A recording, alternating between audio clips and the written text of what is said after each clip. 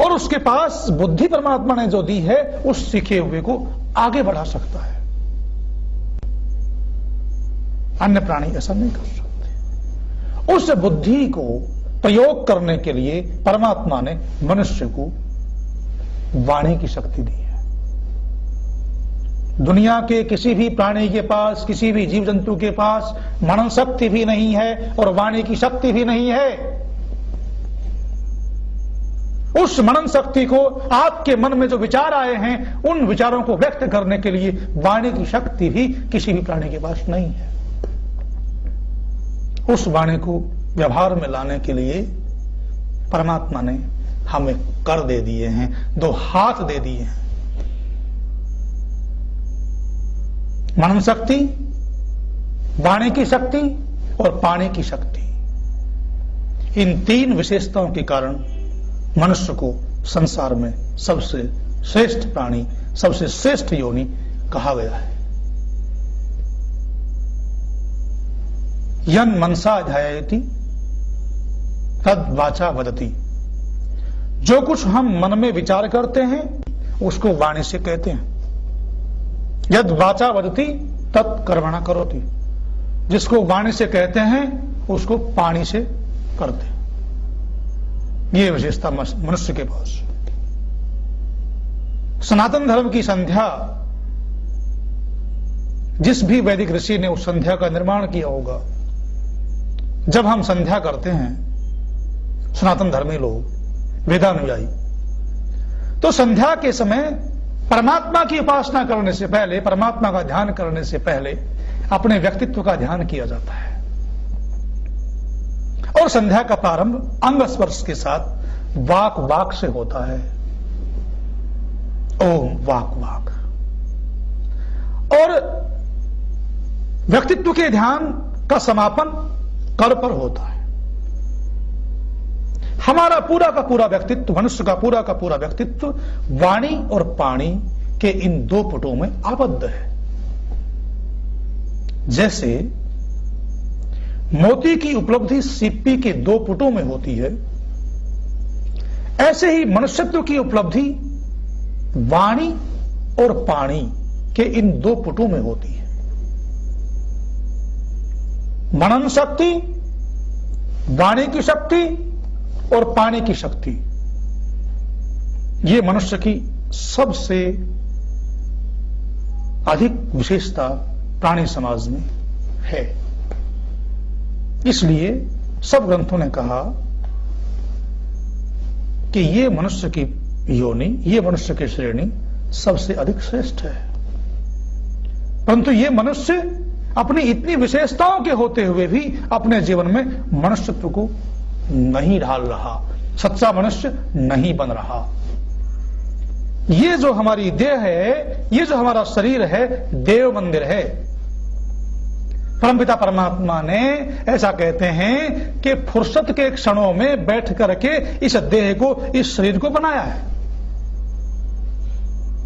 ऐसा उपनिषदों में कथा आती है कि जब प्रजापिता ब्रह्मा परमात्मा जीवों का निर्माण कर रहे थे, जीवों की देहों का निर्माण कर रहे थे, शरीरों का निर्माण कर रहे थे,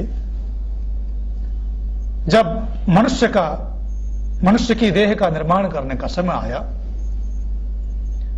तो मनुष्य से पूछते हैं परमात्मा कि तुम्हें कैसा शरीर चाहिए, और उसको अनेक प्रकार के शरीरों को दिखाया गया प्रजापिता ब्रह्मा के द्वारा। उपनिषदों में कथा आती है, ब्राह्मण ग्रंथों में, ऐत्रेय ब्राह्मण ग्रंथ में भी आती है। कहते हैं मनुष्य ने परमात्मा के द्वारा दिखाए हुए अनेक शरीरों को पसंद नहीं किया। घोड़ा दिखाया गया, हाथी का शरीर दिखाया गया, उसको पसंद नहीं किया, मना कर दिया कि नहीं। सबसे अंत में परमात्मा ने, प्रजापिता ब्रह्मा ने, ये जो शरीर है हमारा, दो हाथों वाला, दो पैरों वाला, मनन शक्ति, वाणी और पानी की शक्ति से युक्त इस शरीर को दिखाया। प्रजापिता ब्रह्मा कहते हैं ये कुछ अच्छा लगता है क्या, ये पसंद है?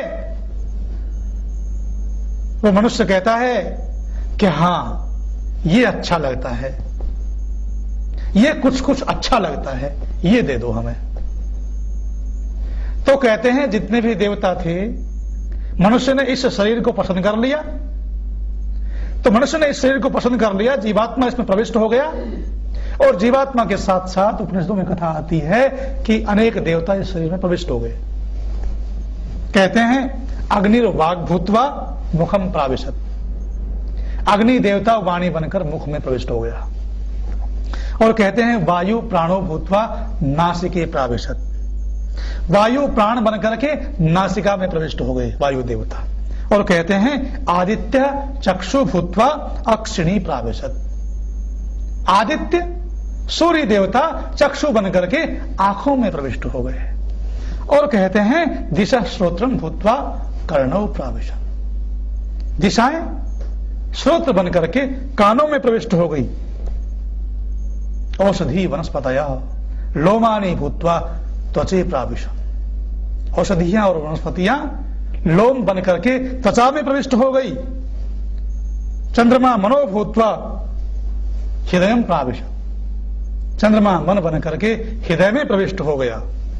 मृत्यु अपानो भूत्वा नाभिम प्राविशत, मृत्यु अपान बन करके नाभि में प्रविष्ट हो गया। आप रेतो भूत्वा शिष्णम प्राविशत, और जल रेत बन करके शक्ति बन करके जननांगों में प्रविष्ट हो गया। सभी देवताओं ने इस मनुष्य देह को अपना आवास स्थल बना लिया। इसलिए कहा गया कि ये शरीर देव मंदिर है। ये जो देव मंदिर, ये शरीर जिसमें अनेक देवताओं का वास है, हर इंद्रिय में किसी न किसी देवता ने प्रवेश किया हुआ है, ये जो मनुष्य को मिला है, क्योंकि ये देवताओं का मंदिर है, ये देवताओं की नौका है, इसे देवी नौका भी वेदों में कहा गया है। देवी नौका होने से, देव मंदिर होने से, अयोध्यापुरी भी इस शरीर का नाम है। अयोध्या होने से और नाना प्रकार की अन्य प्राणियों से विशेषताओं के होने से इस मनुष्य शरीर को, इस मनुष्य के देह को सब प्राणियों से सुंदर श्रेष्ठ कहा गया। परंतु मनुष्य होने के बाद भी आज यह स्थिति है कि मनुष्य सच्चा मनुष्य नहीं है। इसलिए सुख को पूरी तरह से प्राप्त नहीं कर पाता। उसका कारण यह है कि मनुष्य सच्चा मनुष्य नहीं है, क्योंकि सच्चा मनुष्य इसलिए नहीं है, उसने धर्म को अपने जीवन में ओतप्रोत नहीं कर रखा है। देव मंदिर होते हुए भी वो देवताओं की स्थिति को प्राप्त नहीं कर पा रहा है। कैसे प्राप्त करे देवताओं की स्थिति? मनुष्य कैसे मनुष्य बने? मनुष्य को मनुष्य बनाने की योजना वैदिक ऋषियों की योजना है। मनुष्य को मनुष्य बनाने की योजना वेद की योजना है। ऋग्वेद में 10वें मंडल में मंत्र आता है, तंतुम तन्वन रजसो भानुमन विहि ज्योतिष्मतः पथो रक्ष धिया कृतान अनुर्वणम वयत जोगुवामपो मनुर्भव जनया दैव्यम जनम। यह मंत्र मनुष्य को मनुष्य बनाने की योजना प्रस्तुत कर रहा है। दुनिया की किसी भी योजनाओं में मनुष्य को मनुष्य बनाने की योजना नहीं है, जबकि दुनिया की सबसे सर्वश्रेष्ठ रचना है ब्रह्मांड की। इस मंत्र का मोटा मोटा अर्थ है, जैसे जुलाहा अपने वस्त्र को बुनता है, वैसे ही मनुष्य तुम अपने जीवन रूपी वस्त्र को बुनते हुए आकाश के सूर्य का अनुसरण करो, बुद्धिमानों के बनाए हुए प्रकाशमान रास्तों की रक्षा करो, उपासकों के उलझन रहित कर्मों को आगे बढ़ाओ, मनुष्य बनो और दिव्य गुणयुक्त संतान का, समाज का निर्माण करो।